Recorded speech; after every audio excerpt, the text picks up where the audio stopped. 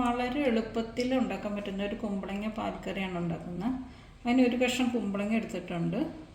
പിന്നെ തേങ്ങാപ്പാൽ, നല്ല കട്ടിപ്പാലാണ് അതെടുക്കുക. ഇച്ചിരി മുളക് പൊടി, പിന്നെ വെളിച്ചെണ്ണ, ഉപ്പ്, ഇത്രയും മതി ഈ കറിക്ക്. ഞാൻ കുമ്പളങ്ങ ഈ സൈസിൽ അരിഞ്ഞെടുത്തിട്ടുണ്ട്. ഇതൊരു കപ്പ് കുമ്പളങ്ങ. ഇത് ഇനി നമുക്ക് ഉപ്പിട്ട് വേവിക്കാം, വെന്തുടയരുത്. കുമ്പളങ്ങയിൽ ഉപ്പിട്ടിട്ടുണ്ട്. ഇനി കുറച്ച് വെള്ളം ഒഴിച്ച് കൊടുക്കാം, കുറച്ച് മതി.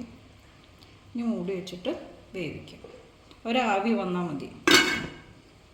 കുമ്പളങ്ങ ഞാൻ ഉപ്പിട്ട് വേവിച്ച് വെച്ചിട്ടുണ്ട്.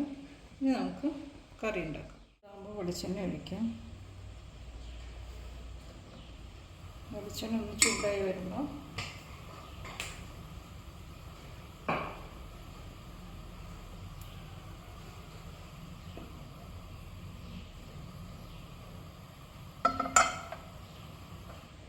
തിരി താത്തി വെച്ചിട്ട് നമ്മളെടുത്ത് വെച്ച മുളക് പൊടി ഇടാം. മുളക് പൊടി കരിഞ്ഞു പോകരുത്. ഒന്ന് ഇളക്കിയതിന് ശേഷം അപ്പോൾ തന്നെ കുമ്പളങ്ങ ഇടാം.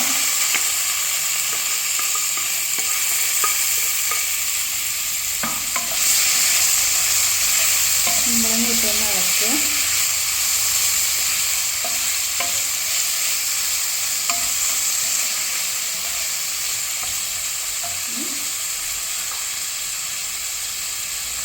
തേങ്ങാപ്പാൽ ഒഴിക്കുക. സിമ്പിൾ കറി റെഡി.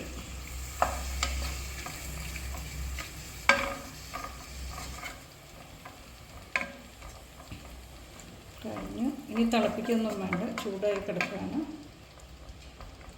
നിങ്ങൾക്ക് തേങ്ങാപ്പാൽ ഇതിങ്ങനെ ഒരു നമ്മുടെ ഓലനൊക്കെ വെക്കില്ല, ഓലൻ്റെ ഇതുപോലെ തന്നെ, ഓലൻ്റെ ചേട്ടൻ, അനിയൻ, അങ്ങനെ എന്തെങ്കിലുമൊക്കെ പറയാം.